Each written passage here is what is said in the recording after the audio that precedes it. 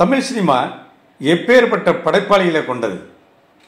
ஒரு கோடம்பாக்கம் அரங்கத்தில் முடங்கி கிடந்த தமிழ் சினிமாவை குக்கிரம் வரை கொண்டு சேர்த்த பாரதிராஜா எனும் ஆளுமை நம் ஞானத்தகப்பன், திரைத்தகப்பன்.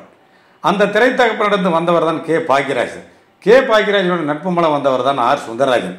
இதில் கே. பாக்கியராஜ் சாரும் ஆர். சுந்தரராஜனும் ஒன்றா படித்தவங்க. பாக்கியராஜ் சார் சென்னை வந்து பாரதிராஜ் சார்கிட்ட அசிஸ்டண்டாக சேர்ந்து ஒர்க் பண்ணிட்டு இருக்காரு. பல பத்திரிகையில் சிறுகதெல்லாம் எழுதிட்டு இருக்கிறாரு. பாக்கியராஜ் சார் வந்து அசிஸ்டண்டாகவும் இருக்கிறார். இந்த டயத்தில் வந்து சுந்தரராஜ் சார் வீட்டில் அவங்கெல்லாம் உங்கள் ஃப்ரெண்டு பாக்கியராஜ் போய் சினிமாவில் அசிஸ்டண்ட் ஆகிட்டாரு, நீங்கள் என்ன கதையை சொல்லிட்டு ஊர்லேயே விட்டுட்டு இருக்கீங்க அப்படின்னு சொல்லி அவரை உசுப்பேற்றி விட்டாங்க. உடனடியாக என்ன பண்ணார், பாக்கியராஜை பார்க்கறதுக்கு சுந்தரராஜ் சார் சென்னைக்கு வர்றாரு. சென்னைக்கு வந்து பாக்கியராஜரை பார்த்தோன்னே பாக்கியராஜன் சரி நம்ம கூட படித்தவன் தானே சுந்தரராஜன், ஒன்று மண்ணா தெரிஞ்சவன், நாம் எதாவது செய்வோமா அப்படின்னு சொல்லிட்டு உடனே ரூம்மேட்டாக சேர்த்துக்கிறாரு. இப்படி இருக்கிறப்ப ஒரு நாள் பாக்கியராஜ் சார் சுந்தரராஜிட்ட, எப்பா நான் வந்து பார்த்துட்டு குளிக்க போகிறேன், எங்கள் டைரக்டர் பாரதி சார் வருவார், அவர் வந்தால் நீ வணக்கம் வச்சுட்டு கம்முன்னு இருக்கணும், புரியுதா, உள்ளே இருக்க சொல்லு, வேற எதுவும் பேசுகிறாத, நான் குளிச்சுட்டு வந்துடுறேன் அப்படின்னு சொல்லிட்டு பாத்ரூமில் போனவர் அந்த நாட்கள் சீன் மாதிரி அவர் படல பாத்ரூமில் ஜாலியாக குளிச்சுக்கிட்டு இருந்திருக்கிறார். குளிச்சு முடிச்சுட்டு வெளியில் வந்தால் ரூமில் வந்து ஃப்ரெண்டு சுந்தரராஜ் சார் மட்டும் இருந்திருக்காரு.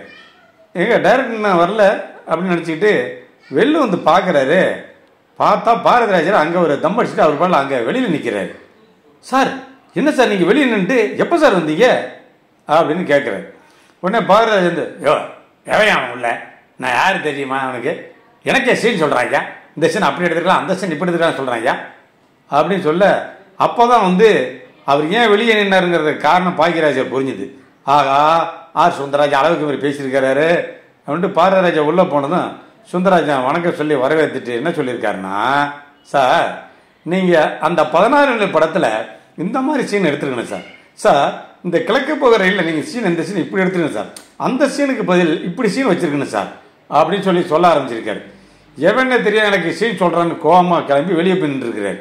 இப்படி ஆரம்பமே ரணகலமாக இருந்தாலும் பாக்கியராஜ் சார் வந்து அவரை சமாதானப்படுத்தி, இல்லை சார் எங்கள் ஊர் பையன் சுந்தரராஜன் நல்ல திறமையான ஆள், அருமையாக கதை சொல்லுவோம், அப்படி நம்மக்கிட்ட இருக்கிறப்ப ஒரு அசிஸ்டன்ட் தேவைப்படுது இல்லை, அதான் சேர்த்துக்கலாம்னு வர சொன்னேன் சார் என்ன சொல்ல, பாரதிராஜா வந்து யோ அவன் பேசுறது சரியில்லையா, அவனை எனக்கு அசிஸ்டண்டாக போட சொல்றியா அப்படின்னு கேட்குறாரு. பாக்கியராஜர் வந்து எப்படியோ அவருக்கே அசிஸ்டண்ட் வாங்கி சேர்த்து விட்டுறாரு.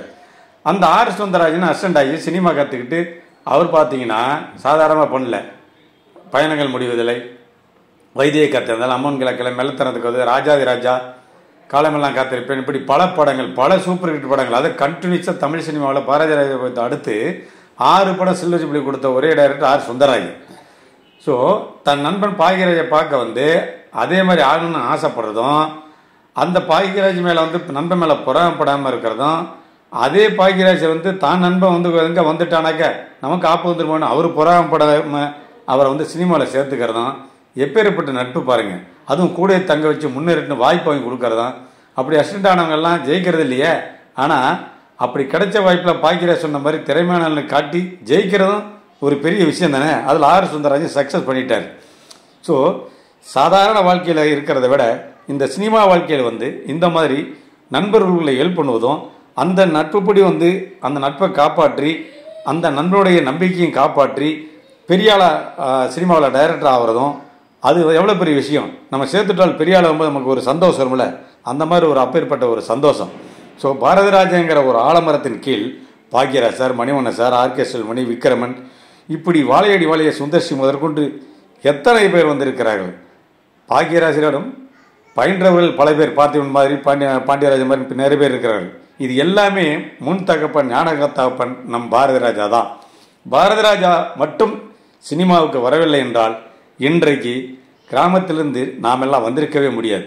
நான் வணங்க வேண்டியவர் மட்டுமல்ல, போற்றப்பட வேண்டியவர் அல்ல, அதை தாண்டி ஒரு வார்த்தை தான் சொல்ல வேண்டும் பாரதிராஜாவுக்கு. கூண்டுக்குள் அடைபட்டு கிடந்த கோடம்பகத்தில் கிடந்த சினிமாவில் குக்கிரமரை கொண்டு வந்த கோமகன் அந்த பாரதிராஜா. அந்த பாரதிராஜாவின் பிள்ளைதான் பாக்கியராஜ், மணிவண்ணன், இந்த வகைரக்கள். அவர்களை நாம் பாராட்டுவோம். அவர்களுக்கு எந்த தங்கச்சியின் பரிசீலித்தாலும் நமக்கு அதுக்கு ஈடாகாது. அப்பேற்பட்ட ஞானத்தகப்பனை போற்றி வணங்கும். ஆர். சுந்தரராஜர் மட்டும் அன்றைக்கு வந்து ஏதாவது படம் பண்ணி சொதப்பியிருந்தால் பாக்கியராஜருடைய நம்பிக்கை, அவருடைய உழைப்பு, அவருடைய பரிந்துரை அது வந்து வீணாயிருக்கும். ஆனால் அவரும் பெரிய டைரக்டர் ஆனால் பாக்கியராஜருக்கும் பெரிய சந்தோஷம்.